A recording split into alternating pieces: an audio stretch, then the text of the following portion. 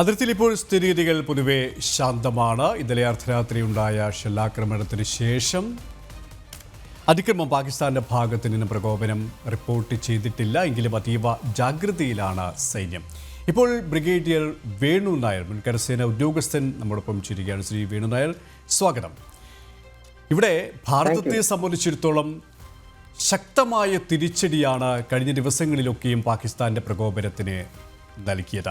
ആ തിരിച്ചടിയുടെ ആഘാതം അത്രത്തോളം വലുതായതുകൊണ്ട് തന്നെയാണ് ഒരു വെടിനിർത്തൽ വേണമെന്ന അപേക്ഷയുമായി, ഒരു അഭ്യർത്ഥനയുമായി ഭാരതത്തിൻ്റെ മുന്നിലേക്ക് പാകിസ്ഥാൻ വരികയും ചെയ്തത്. പക്ഷേ പിന്നാലെ അവർ ചതി ആവർത്തിച്ചു എന്നത് ഒരു യാഥാർത്ഥ്യം. കാരണം ചതി എന്നത് അവരുടെ രാഷ്ട്രീയത്തിലായാലും സൈനിക തലത്തിലായാലും എല്ലാവരുടെയും അവരുടെ രക്തത്തിലുള്ളതാണ്, പാകിസ്ഥാനികളുടെ രക്തത്തിലുള്ളതാണ്. അതാണ് അവർ വീണ്ടും ആവർത്തിച്ചത്. പക്ഷേ അതിനും ശക്തമായ ഭാഷയിൽ ഭാരതം മറുപടി നൽകിയിട്ടുണ്ട്. പക്ഷേ ഇപ്പോൾ പൊതുവെ സ്ഥിതിഗതികൾ ശാന്തമാണ്. നിലവിലെ സാഹചര്യത്തെ എങ്ങനെ കാണുന്നു താങ്കൾ? ജനപ്രേക്ഷകർക്ക് ജയ്ഹിന്ദ്. ഇന്നലെ ഉണ്ടായ ഈ വെടിനിർത്തൽ എല്ലാവരെയും അമ്പരിപ്പിച്ചതാണ്. ഇത്ര പെട്ടെന്ന് ഒരു വെടിനിർത്തൽ ഉണ്ടാകാനുള്ള ചാൻസ് എല്ലാ സിറ്റുവേഷനും കൂടെ നോക്കിയിരുന്നപ്പോൾ അതിന് വളരെ ബ്ലീക്ക് ചാൻസ് ആണ് ഉണ്ടായിരുന്നത്. പക്ഷേ എസ്പെഷ്യലി അതിൽ മീഡിയേറ്റ് ചെയ്യാൻ സാധ്യത ഉണ്ടായിരുന്ന US-ന്റെ വൈസ് പ്രസിഡന്റ് വാൻസ്, US ആണ്. അതിന്റെ ഒരു മുതിർന്ന ട്രംപ് അല്ല, വൈസ് പ്രസിഡന്റ് വാൻസ് പറഞ്ഞത് അത് എല്ലാവരും ഓർക്കുന്നുണ്ടല്ലോ. അദ്ദേഹം പ്രതികരിച്ചത് ഇത് ഇന്ത്യയും പാകിസ്ഥാനും തമ്മിലുള്ള യുദ്ധമാണ്, we got nothing to do എന്നുള്ള രീതിയിലാണ് അദ്ദേഹം സംസാരിച്ചത്. പക്ഷേ അമേരിക്കൻ പ്രസിഡന്റ് ട്രംപിന്റെ ഒരു റിമാർക്ക് നമ്മൾ കേട്ടു. ഇവരുമായിട്ട് നമുക്ക് രണ്ടുപേർക്കുമായിട്ടും വലിയ we are friends with typical Trump സ്റ്റൈലിൽ അദ്ദേഹം പറയുന്നത് ഫ്രണ്ട്സ് ആണ്, ഇവര് വർഷങ്ങളായിട്ട് ഇവരെ അറിയാം, പക്ഷെ ഇവരെന്തെങ്കിലും ചോദിച്ചാൽ വിൽ ഡു, ഞങ്ങളുടെ ഒരു പങ്ക് ചെയ്യാവുന്ന രീതിയിലാണ് പറഞ്ഞത്. അപ്പൊ ഇങ്ങനെ ഒരു ഇടപെടലോ നമ്മുടെ ഈ ഒരു സംഘർഷത്തിൽ ഇങ്ങനെ ഒരു തിരിവ് വരുമെന്ന് നമ്മൾ കരുതിയില്ല. അപ്പൊ അതിന് പ്രധാനമായിട്ടും രണ്ട് കാരണങ്ങളാണ് നമ്മൾ കാണുന്നത്. ഒന്ന്, പാകിസ്ഥാൻ ഇന്ത്യയുടെ ഈ തരത്തിലുള്ള വളരെ ഉഗ്രമായ അത്ര ഫോഴ്സ്ഫുൾ പ്രതികരണം ഒട്ടും പ്രതീക്ഷിച്ചില്ല. അത് ആദ്യത്തെ നമ്മുടെ പ്രതികരണം ഉണ്ടാകും, അതിന് ഉണ്ടാകാതിരിക്കാൻ പറ്റില്ല എന്ന് നമ്മുടെ പ്രധാനമന്ത്രി പറഞ്ഞതാണ്. അദ്ദേഹം ജനങ്ങൾക്ക് വാക്കുകൊടുത്തു. ഇതിനു വേണ്ടിയിട്ട് ഇതിന്റെ പുറകിലുള്ള അവരെ എക്സ്ട്രീമിസ്റ്റിനെ, ഭീകരരെ പിടിക്കും, അവരുടെ പിന്നിൽ ഇവരെ കൺട്രോൾ ചെയ്യുന്ന ആ ഏജൻസികളെ എവിടെയാണെങ്കിലും അവരെ പിടിക്കും എന്ന് അദ്ദേഹം നമുക്ക് വാക്ക് തന്നതാണ്. അതുപോലെ തന്നെ നമ്മുടെ ഹോം മിനിസ്റ്റർ ആകട്ടെ, ഡെപ്യൂട്ടി മിനിസ്റ്ററും അതേ രീതിയിൽ തന്നെയാണ് പറഞ്ഞത്. അപ്പോൾ ഒരു അഷ്വറൻസ് ഉള്ളപ്പോൾ ഗവൺമെന്റിന്റെ അഷ്വറൻസ് ആണ് നമ്മുടെ ജനതയ്ക്ക് വേണ്ടി തന്നത്. അവർക്കും അത് പിന്നെ ഇങ്ങനെ ഒരു കാര്യത്തിന് പ്രതികരിക്കാതിരിക്കാൻ പറ്റില്ല. ഇല്ലെങ്കിൽ നമ്മുടെ നേരത്തെയുള്ള ഇതേ ഓൾ ഡൊമൈൻ അഫക്റ്റിംഗ് ആയിട്ടുള്ള ഒരു പ്രതികരണം നമ്മൾ ഇതുവരെ ചെയ്തിട്ടില്ല. അപ്പോൾ അതിന് നമ്മൾ കൃത്യമായിട്ട് അവരുടെ ഇൻഫ്രാസ്ട്രക്ചറിനെയോ അവരുടെ മിലിറ്ററി താങ്കൾ പറഞ്ഞതുപോലെ തന്നെയാണ്, ഒരു ഭീകരനെയും വെറുതെ വിടില്ല. പഹൽഗാം ആക്രമണത്തിന് ഉത്തരവാദികളായ ഒരു ഭീകരനെയും വെറുതെ വിടില്ല, അവർക്ക് പിന്നിൽ പ്രവർത്തിച്ചവരെയും വെറുതെ വിടില്ല. എണ്ണി പകരം ചോദിക്കും എന്ന് തന്നെയാണ് പ്രധാനമന്ത്രി വ്യക്തമാക്കിയത്, ആഭ്യന്തരമന്ത്രി വ്യക്തമാക്കിയത്, പ്രതിരോധ മന്ത്രി വ്യക്തമാക്കിയത്. അതിൻ്റെ പിന്നാലെ തന്നെയാണ് ഈ വലിയ രീതിയിലുള്ള പ്രത്യാക്രമണത്തിന് തിരിച്ചടി നൽകിക്കൊണ്ട് വലിയ ആഘാതം പാകിസ്ഥാന്റെ മണ്ണിൽ ഉണ്ടാക്കിയത്. അത്രത്തോളം ഭീകരമായിരിക്കും ഈ തിരിച്ചടി എന്ന് അവർ കണക്ക് കൂട്ടിയിരുന്നില്ല. അതുകൊണ്ട് തന്നെയാണ് ഒരു അഭ്യർത്ഥനയുമായി സ്വാഭാവികമായും അവർ രംഗത്ത് വന്നത്. ഒരു കീഴടങ്ങലിൻ്റെ സ്വരമായിട്ട് തന്നെയാണ് ഇതിനെ നമുക്ക് മനസ്സിലാക്കാൻ സാധിക്കും. പക്ഷേ പിന്നാലെ തന്നെ ഇത് ലംഘിക്കുന്ന ഒരു സാഹചര്യം പാകിസ്ഥാൻ സൈന്യത്തിൻ്റെ ഭാഗത്തു നിന്നുമുണ്ടായി. അത് ആ പാകിസ്ഥാൻ ഭരണകൂടം ഭീകരതയ്ക്ക് വഴങ്ങി എന്നതിൻ്റെ ഒരു തെളിവ് കൂടിയല്ലേ, വീണ്ടും വഴങ്ങിക്കൊണ്ടിരിക്കുകയാണ് എന്നതിൻ്റെ തെളിവ് തന്നെയല്ലേ. കാരണം അവർ അഭ്യർത്ഥനയുമായി വരുന്നു, അവരുടെ രാജ്യത്തെ സംരക്ഷിക്കണമെന്നൊക്കെയാണ് അപേക്ഷിക്കുന്ന ഒരു സാഹചര്യം ഒരുക്കുന്നു. പക്ഷേ അതിന് പിന്നാലെ ആ പറഞ്ഞതൊക്കെയും അവർ വിഴുങ്ങുകയും അതിക്രമം നടത്തുകയും ചെയ്യുന്ന ഒരു സാഹചര്യം. എന്താണ് അതിൻ്റെ പിന്നിലുണ്ടാവുക? ഇങ്ങനെ ഒരു അസസ്മെന്റിലേക്ക് പോകുന്നതിന് മുമ്പ് നമുക്ക് അതിന്റെ പല ഇൻഫ്ലുവൻസിങ് ഫാക്ടേഴ്സിലേക്കും പോകേണ്ടതുണ്ട്. നമ്മൾ ഈ ഒരു 4 ദിവസത്തെ അനുഭവം പഠിപ്പിച്ച പാഠങ്ങളിൽ ഒന്ന്, അവരുടെ എക്യുപ്മെന്റും അവരുടെ ഡിപ്ലോയ്മെന്റും ഇന്ത്യയുടെ ശക്തിയുടെ മുന്നിൽ ഒന്നുമല്ല. അതാണ് അവര് എല്ലാ ദിവസവും ഡ്രോൺ ഉപയോഗിക്കുന്നുണ്ടായിരുന്നു. ഡ്രോണിന്റെ ശല്യം കൂടിയപ്പോഴാണ് നമ്മൾ മുറീദ് എന്ന് പറഞ്ഞ ഒരു ഏർപ്പാട് ഫീൽഡിൽ നിന്നാണ് അവരുടെ ഇതിന്റെ ലോഞ്ചിങ് ഡ്രോൺ ലോഞ്ചിങ് ഉണ്ടായത്. അത് നമ്മൾ നശിപ്പിച്ചു. ഈ 4 പ്രധാനപ്പെട്ട എയർഫീൽഡിൽ എന്നെ അറ്റാക്ക് ചെയ്തതിൽ അവർക്ക് നമ്മൾ ഒരു നല്ലൊരു മെസ്സേജാണ് കൊടുത്തത്. അവർക്കുണ്ടായ നാശനഷ്ടങ്ങൾക്ക് അപ്പുറം ഇതിലെ വളരെ ഡെപ്ത് എയർഫീൽഡാണ് റഹീം യാർ ഖാൻ എന്ന് പറയുന്ന എയർഫീൽഡ്. അവിടെ നമ്മൾ ചെന്നു. അവരുടെ മുൻനിര എയർക്രാഫ്റ്റുകളായ J-10, F-16, JF-17 അത്യാധുനിക എയർക്രാഫ്റ്റ് അവരുടെ ഉള്ളതാണ്. ഇതൊക്കെ ഓപ്പറേറ്റ് ചെയ്യുന്നതാണ് ഏതാണ് സർഗോദ എന്ന് പറഞ്ഞ എയർഫീൽഡാണ്. അത് നമ്മൾ ആക്രമിച്ചു. അതിന്റെ എയർഫീൽഡ് അറ്റ്ലീസ്റ്റ് ഓഫ് സർവീസ് ആണ്. അതുപോലെ മുരീദിയാൻ പറഞ്ഞു, റഹീം യാർ ഖാൻ പറഞ്ഞു. അപ്പൊ ഇങ്ങനെയുള്ള അത് കാണിച്ചു കൊടുത്തത് ഒന്നാമത് അവരുടെ ഈ ഫ്രണ്ട് ലൈൻ എയർക്രാഫ്റ്റ് ചെയ്തു. അവരുടെ എയർ ഡിഫൻസ് ശക്തമല്ല, അവരുടെ ഇറ്റ്സ് നോട്ട് എഫിഷ്യന്റ് അല്ല എന്നുള്ളത് നമ്മൾ കാണിച്ചു കൊടുത്തു. അങ്ങനെയാണ് നമ്മൾ അവർക്ക് ഇത് പറഞ്ഞു കൊടുത്തത്. അപ്പോൾ 2 കാരണങ്ങളാണ്. അവർക്ക് ഇങ്ങനെ ഒരു ഈ സന്ധി ആണോ അതെയോ ഈ സീസ് ഫയർ എന്നുള്ള ഒരു അഷ്വറൻസിലേക്കാണ് ഇപ്പൊ നിൽക്കുന്നത്. സന്ധിയൊന്നും ആയിട്ടില്ലല്ലോ. അങ്ങനെ അതിനുള്ള ഡിസ്കഷൻസ് ഒക്കെ നടക്കേണ്ടിയിരിക്കുന്നു. അപ്പോൾ ഇതുകൊണ്ട് ഇനി അത് അവർക്ക് മുന്നോട്ട് പോകുമെന്ന് പറയാൻ കുറച്ച് സമയമെടുക്കും. എന്ന് വെച്ചാൽ ഇതിന്റെ അടുത്തൊരു സ്റ്റെപ്പ് ഒരു ഔട്ട്റൈറ്റ് വാറിന്റെ തുടക്കമായിരുന്നു.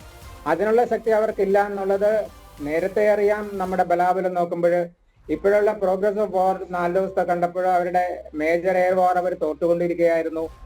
അങ്ങനെ ഒരു ടെമ്പോയിൽ തന്നെ പുരോഗമിച്ചെങ്കിൽ അവർക്ക് ഒരു കൺവെൻഷണൽ വാറിലേക്ക് അവരുടെ സ്ട്രൈക്ക് ഫോമേഴ്സിനെ മൊബിലൈസ് ചെയ്യേണ്ടി വരും. നമ്മളും നമ്മുടെ സ്ട്രൈക്ക് ഫോമേഴ്സിനെ മൊബിലൈസ് ചെയ്യും. അങ്ങനെയുള്ള ഒരു ബാറ്റിൽ പ്രൊസീജിയർ പോകും. അത് അവർക്ക് ഏതായാലും അവർ റെഡിയല്ലെന്ന് 89 മുതൽ അവർക്ക് അറിയാമല്ലോ. ഇതിന്റെ പരിണാമം എന്താകുമെന്ന് അറിയാം. ഇങ്ങനെ ഒരു രാഷ്ട്രം ലോകത്തിലുണ്ടായിരുന്നു എന്നുള്ള കാര്യം ഒരു ചരിത്രത്തിലേക്ക് മാറുന്ന രീതിയിലേക്ക് തന്നെ പോകാനുള്ള സാധ്യതകളുണ്ടായിരുന്നു. അതുകൊണ്ട് ഇത്ര പെട്ടെന്ന് ഭീകരതയുടെ വരുമെന്ന് കരുതാൻ ബുദ്ധിമുട്ടാണ്. പക്ഷേ ഭീകരതയ്ക്കെതിരെ എന്താണുള്ളത്? ഭീകരതയുടെ വികാരമാണ്. ഭീകരത എന്തുകൊണ്ടുണ്ടാവണം? അവർക്ക് കൺവെൻഷനലായിട്ട് ഇന്ത്യയെ ഫേസ് ചെയ്യാനുള്ള കഴിവില്ല എന്ന് നമ്മൾ എപ്പോഴും പറയും. അപ്പൊ അവർക്ക് ഈ 1000 കട്ട്സിന്റെ അത് നമുക്ക് പറയാതിരിക്കാൻ പറ്റില്ല. ഇന്ത്യയെ 1000 കട്ട്സ് കൊണ്ട് ക്ഷീണിപ്പിക്കുക എന്നുള്ളതാണ് അതിന്റെ പാട്ടാണ് ഈ ഭീകരത. ഈ ഒരു വ്യാളിയെ ഉണ്ടാക്കിയത് ISI ആണ്. അതിന്റെ പിന്നിൽ ആർമി ആണല്ലോ. ഇതിൽ നമുക്ക് ദിനം പോലെ പരമാർത്ഥമായ കാര്യങ്ങളാണ്.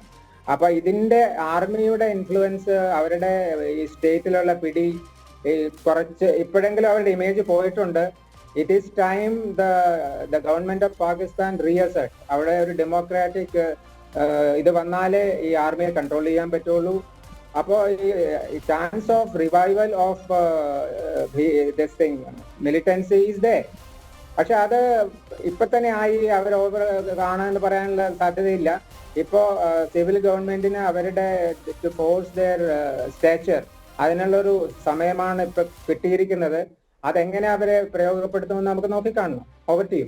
ശ്രീ വേണു നായർ, നേരത്തെ പറഞ്ഞതുപോലെ തന്നെ പാകിസ്ഥാന്റെ ഭാഗത്ത് നിന്നും ഒരു വെടിനിർത്തൽ അഭ്യർത്ഥന ഇങ്ങോട്ട് വരികയും ഭാരതം അത് അംഗീകരിക്കുകയും ചെയ്യുന്നു. പക്ഷെ പിന്നാലെ ആ പറഞ്ഞു വെച്ചത് എന്താണോ അത് ലംഘിക്കുന്ന സമീപനം പാകിസ്ഥാൻ ആവർത്തിക്കുകയും ചെയ്തു. പക്ഷേ ഇപ്പോൾ നിലവിൽ സ്ഥിതി ശാന്തമാണ്. പൂഞ്ചിൽ കഴിഞ്ഞ ദിവസം കഴിഞ്ഞ അർദ്ധരാത്രി ഇന്ന് പുലർച്ചെയൊക്കെ ഉണ്ടായ ചില ആക്രമണങ്ങൾ ഒഴിച്ചാൽ, പ്രകോപനം ഒഴിച്ചു കഴിഞ്ഞാൽ പിന്നീട് അതിക്രമം റിപ്പോർട്ട് ചെയ്തിട്ടില്ല. അതുകൊണ്ട് തന്നെ പാകിസ്ഥാൻ്റെ ഭാഗത്ത് നിന്നും വീണ്ടും ഒരു പ്രകോപനം ഉണ്ടാകാനുള്ള സാധ്യത ഇനി എത്രത്തോളമാണ്? കാരണം ഈയൊരു സാഹചര്യത്തിൽ നിലപാട് ഭാരതം കൂടുതൽ കടുപ്പിച്ച് പറഞ്ഞ ഒരു സാഹചര്യത്തിൽ അതെ, ഇതിന് അഗൈൻ ഇതിനെ നമ്മൾ എക്സാം ചെയ്യുമ്പോഴേ നമ്മൾ കൺസിഡർ ചെയ്യേണ്ടത് ഒന്ന്, ഇന്നലെ ഉണ്ടായ ഈ ചില വയലേഷനുകൾ അതിന്റെ കാരണം ഒന്ന് ഈ അതിന്റെ ഓർഡർ പല ലെവലുകളിലും എത്താനുള്ള ബുദ്ധിമുട്ട് കൊണ്ട് ആയിരിക്കാം ഒന്ന്. പിന്നെ ഇതില് താഴെ ലെവലിലുള്ള ആൾക്കാരുകൾക്കുള്ള ഒരു ഇതെന്താണ് ഇത്ര പെട്ടെന്ന് നിർത്തിയത്, അവരുടെ വിചാരം they are may be winning എന്നോ. താഴത്തെ ലെവലിലുള്ളവർ ഒരു 1 കിലോമീറ്റർ വരെ ഫയർ ചെയ്യുന്നത് അവർക്ക് ആക്ച്വലി രാജ്യത്തിന്റെ സ്ഥിതി അവർക്ക് അറിയില്ല. അപ്പോ അവസാനം വന്ന് ഈ വെടിക്കോപ്പുകളുള്ളതെല്ലാം ഇവിടെ എംപ്റ്റി ചെയ്യുന്ന ആ ഒരു രീതിയിലായിരിക്കാനും സാധ്യത ഇല്ലാതില്ല. പിന്നെ ഒരു എലിമെന്റ് അവരുടെ ഇതിനൊരു പൊരുത്തപ്പെടാത്ത ആൾക്കാരുടെ റെസ്പോൺസ് ആയിരിക്കാം. ഈ വരുന്ന കുറച്ച് ദിവസങ്ങളിൽ ഒരു ഔട്ട്റൈറ്റ് വയലേഷൻ ഉണ്ടാകുന്ന സാധ്യത കുറവാണ്. എന്തെന്ന് വെച്ചാൽ രണ്ട് രാജ്യങ്ങളും തീരുമാനിച്ചത് ഒന്ന് വെടിനിർത്തുക. അത് കഴിഞ്ഞിട്ട് ഇപ്പൊ 12-ാം തീയതി മെയ് 12-ന് DGMOമാര് ഇരുന്ന് ഡിസ്കഷൻ ഉണ്ട്. അതിന്റെ അജണ്ട ഇതിനെ കുറെ കൂടി ക്ലാരിഫൈ ചെയ്യാനും ഒരു കരാറിന്റെ രീതിയിലേക്ക് അല്ലെങ്കിൽ അതിന്റെ ഒരു ഒരു ഒരു പോയിന്റ്സ് എന്തൊക്കെയാണെന്നുള്ളത് സമ്മതിപ്പിക്കലും അങ്ങനെ ആ രീതിയിലുള്ളതായിരിക്കുമെന്നാണ് ഞാൻ കരുതുന്നത്. അതുകൊണ്ട് അല്ലെങ്കിൽ ഒരു ഓപ്റ്റിക്സ് രീതിയിലെങ്കിലും അവര് വേറൊരു ആക്രമണം എന്ന് പറയാൻ പറ്റില്ല, അതിന്റെ ചെറിയ ലെവലിലുള്ള ഇതിൽ അവർ തുടക്കം കുറിക്കുമെങ്കിലും ഇനി പ്രതികരിക്കാൻ അവർക്ക് ഇനിയും സമയം വേണം. എന്തെങ്കിലും ഒരു പ്രതികരണത്തിന് അവർക്ക് ഇപ്പൊ ഒരു ഫേസ് സേവർ എന്ന് അവർ കരുതിയിട്ടുണ്ടല്ലോ കുറെ കാലം. നമുക്ക് പഞ്ചാബിലും രാജസ്ഥാനിലും ഒക്കെ കുറച്ചൊക്കെ നാശനഷ്ടങ്ങൾ കുറച്ചാണെങ്കിലും അവർക്ക് നടത്താൻ പറ്റിയിട്ടുണ്ട്. അപ്പോ പബ്ലിക്കിനോട് പറയും, ഞങ്ങള് ഇത് നോക്കൂ, ISPR കുറെ അതിന്റെ കൂടെ വേറെ ഫോട്ടോകളും ചേർത്ത് അവരുടെ മീഡിയ PR അറിയാമല്ലോ, India services PR public relations, അവർ ഇതുപോലുള്ള നെറേറ്റീവ് ഉണ്ടാക്കുന്നതിൽ വളരെ പ്രാമുഖ്യമുള്ളവരാണ്. അതിന്റെ കൂടെ ഈ ചില കാര്യങ്ങൾക്ക് ഫോട്ടോഗ്രാഫൊക്കെ എടുത്ത് താങ്കൾ പറഞ്ഞതുപോലെ തന്നെ വലിയ ഒരു ആക്രമണത്തിന് കെൽപ്പില്ല പാകിസ്ഥാന് സ്വാഭാവികമായും. ഇനി അത്രത്തോളം പ്രത്യാക്രമണത്തിന് പോലും കെൽപ്പില്ലാത്ത, ആക്രമണത്തിന് പോലും പ്രകോപനത്തിന് പോലും കെൽപ്പില്ലാത്തൊരവസ്ഥയിലേക്ക് പാകിസ്ഥാൻ മാറിക്കഴിഞ്ഞു. കാരണം സാമ്പത്തികമായി അവർ വലിയ അടിത്തറ പോലും ഇളകിയ ഒരു സാഹചര്യം. പ്രതിരോധ മേഖലയിലായി കഴിഞ്ഞാലും സൈനിക ശക്തിയിലായി കഴിഞ്ഞാലും എല്ലാ തരത്തിലും ഭാരതത്തിൻ്റെ പ്രത്യാക്രമണത്തിൽ ഛിന്ന ഭിന്നമായി പോയ ഒരവസ്ഥ, ആഭ്യന്തര കലാപം, അതിനേക്കാൾ കലുഷിതമായ ഒരു സാഹചര്യം ഇവിടെ ഇനി പാകിസ്ഥാൻ്റെ ഭാഗത്തുനിന്നുണ്ടാവുക, പാകിസ്ഥാൻ സൈന്യത്തിൻ്റെ ഭാഗത്തുനിന്നുണ്ടാവുക. നമ്മൾ നേരത്തെ ചർച്ച ചെയ്തതുപോലെ തന്നെ ഈ ഷെല്ലാക്രമണം നടത്തി, ഡ്രോൺ ആക്രമണം നടത്തി ആ പഴുതുകൾ സൃഷ്ടിക്കുക, ഭീകരതയ്ക്ക് നുഴഞ്ഞു കയറാൻ, അതിനുള്ള ഒരു സാധ്യതയായിരിക്കില്ലേ ഇനി പാകിസ്ഥാൻ്റെ ഭാഗത്തു നിന്നും ഉണ്ടാവുക? അതിന് എത്രത്തോളം നമ്മുടെ സൈന്യം ജാഗ്രതയോടെ സമീപിക്കേണ്ടതുണ്ട്? തീർച്ചയായിട്ടും സാധാരണ അവർ ചെയ്യുന്നത് ഇങ്ങനെ ഒരു അതിർത്തികളിൽ LC ആവട്ടെ, ഇന്റർനാഷണൽ ബോർഡർ ആവട്ടെ, അതിർത്തികൾ ഇങ്ങനെ സംഘർഷം നിലനിൽക്കുമ്പോൾ മാക്സിമം ഭീകരരെ നുഴഞ്ഞു കയറ്റുക എന്നുള്ളതാണ് അവരുടെ ഇതെന്ന് വെച്ചാൽ നമ്മുടെ പുറകിലുള്ള സപ്ലൈ ലൈൻസിനെ ഡിസ്റപ്റ്റ് ചെയ്യാനും ഒരു ഭീകരത പരത്താനും ഒരു ഇൻസെക്യൂരിറ്റി ഫീലിംഗ് നമ്മുടെ ജനതയിൽ ഉണ്ടാക്കാനും ആണ് അവർ തിയററ്റിക്കലി ശ്രമിക്കുക. അതിന്റെ ഭാഗമായിട്ടാണ് ഈ 2 ദിവസം മുമ്പാണെന്ന് തോന്നുന്നു, ഓർമ്മയുണ്ടാകുമല്ലോ, ഒരു 7 ഭീകരരെ അവർ നുഴഞ്ഞുകയറ്റ ശ്രമത്തിനിടയിൽ വധിക്കാൻ സാംബ ഏരിയയിലാണെന്നാണ് എൻ്റെ ഓർമ്മ. അത് പിടിക്കപ്പെട്ട ഒന്നാണ്. അപ്പോൾ ഇതിന്റെ ആ ഒരു ഫേസിലേക്ക് എങ്ങനെയാണെന്ന് വെച്ചാൽ ഓൾറെഡി വി നോ ഇൻഫിൽട്രേറ്റ് ചെയ്ത് കഴിഞ്ഞിട്ടുള്ള വർഷങ്ങളായിട്ട് ഇല്ലെങ്കിലും മാസങ്ങളായിട്ട് ഇവിടെ താമസിക്കുന്ന കുറച്ച് 100 and odd ആണ് ഒരു അസസ്മെന്റ് ഞാൻ മിക്കവാറും മനസ്സിലാക്കിയിരിക്കുന്നത്. ഈ 3-4 ആളുകളുടെ ടീമുകളായിട്ട് പലയിടത്തും ഉണ്ട്. അപ്പോൾ നമ്മുടെ അപ്രാപ്യമായ വനമേഖല, ഈ ഡോഡ, കിഷ്ത്വാർ, രജോരി, ആ വനമേഖലകളിലും ആ പർവ്വത മേഖലകളിലും ശംഷാബാരിയിലേക്കുള്ള പോകുന്ന, മുഗൾ റൂട്ടിലൂടെ പോകുന്ന രജോരി ആ ഏരിയയിലൊക്കെ ഉള്ളതാണ്. അവിടെ നാച്ചുറൽ കേവ്സ് ഉണ്ട്. അവിടെയൊക്കെ കുറച്ച് ആളുകൾക്ക് താമസിച്ചാൽ അത് അറിയാൻ ബുദ്ധിമുട്ടാണ്. എല്ലായിടത്തും കോമ്പിങ് നടത്തി കണ്ടുപിടിക്കാനുള്ള സെക്യൂരിറ്റി ഫോഴ്സിന്റെ അത്രയും ഇറ്റ് ഈസ് അൺതിങ്കബിൾ. അപ്പൊ പിന്നെ ഓവർഗ്രൗണ്ട് സഹായം അവർക്കുണ്ട്. ഓവർഗ്രൗണ്ട് വർക്കേഴ്സിന്റെ ശൃംഖലയുണ്ട്. അതിനെ ഭീതിപ്പെടുത്തൽ നിന്നും അവരെ കൂടെ നിർത്തുന്നതാവാം. എന്താ വെച്ചാൽ ഈ സ്ഥലങ്ങളിൽ, ഇങ്ങനെയുള്ള സ്ഥലങ്ങളിൽ സെക്യൂരിറ്റി ഫോഴ്സിന്റെ പ്രസൻസ് ഇല്ല. അപ്പോൾ ഈ ഉള്ള അവരുടെ ഓർഡറുകളെ മാനിച്ചേ പറ്റുള്ളൂ. ആ രീതിയിൽ അവരോട് സഹകരിക്കുന്നവരുണ്ട്. പിന്നെ ഐഡിയോളജി ആയിട്ട് നമുക്ക് ഇൻഡിപെൻഡൻസ് വേണം, ഇല്ലെങ്കിൽ ഇന്ത്യക്ക് ഒരു അസ്വാരസ്യമുള്ള ജനത ഉണ്ടെന്നുള്ള കാര്യം നമുക്ക് മറക്കാൻ പറ്റില്ല. അത് കൂടുതലുള്ളത് JNKയിലാണല്ലോ. അതുണ്ട്. അത് ഈ അവിടെ സർവേ ചെയ്ത എനിക്ക് എല്ലാവർക്കും അതിന്റെ റെപ്പ് പോലെ എനിക്ക് പറയാൻ പറ്റും, അതുണ്ട്. അങ്ങനെയുള്ള ഒരു ഈ ഭീതി പടർത്തുന്നുള്ള നുഴഞ്ഞു കയറ്റത്തിനുള്ള ഒരു ഒരു ആവശ്യകതയും അതെങ്ങനെയാണ് നടക്കുന്നതിനെ പറ്റിയാണ് ഞാൻ പറഞ്ഞത്. അതാണ് അവർ ആഗ്രഹിക്കുന്നത്. പെട്ടെന്ന് ജയാൻജെ മുഴുവൻ പിടിക്കണമെന്നാണ് അവർക്ക് വേണ്ടത്. ഇപ്പൊ അൽ-ഖൈദ പറഞ്ഞ പോലെ അവര് യുദ്ധം പ്രഖ്യാപിച്ചു ഇന്ത്യയിൽ. അവർക്ക് എന്ത് ചെയ്യാൻ പറ്റും ഇപ്പോ? പക്ഷെ അതാണ് അവരുടെ മനസ്സിലേക്ക് they want to do it. ഇപ്പോ ഞാനുള്ളപ്പോൾ ഒരു ആയുധമായിട്ട് ഒരു ഭീകരന് ഓപ്പൺ ആയിട്ട് നടക്കാൻ പറ്റില്ലായിരുന്നു. ഇപ്പോഴും പറ്റില്ല. അതാണ് ഇന്ത്യയിലെ സെക്യൂരിറ്റി ഫോഴ്സ് കൺട്രോൾ ചെയ്യുന്ന അവരുടെ ചുമതലയുള്ള താങ്കൾ സൂചിപ്പിച്ചതുപോലെ തന്നെയാണ് പഴുതുകൾ തേടുകയാണ് പാകിസ്ഥാൻ, പഴുതുകൾ തേടുകയാണ് ഭീകരതയ്ക്ക് നുഴഞ്ഞു കയറാൻ. പക്ഷേ അനുവദിക്കുന്നില്ല. ശക്തമായ പ്രതിരോധം, ശക്തമായ പ്രത്യാക്രമണം തന്നെയാണ് ഭാരതത്തിൻ്റെ സേന നൽകിക്കൊണ്ടിരിക്കുന്നത്.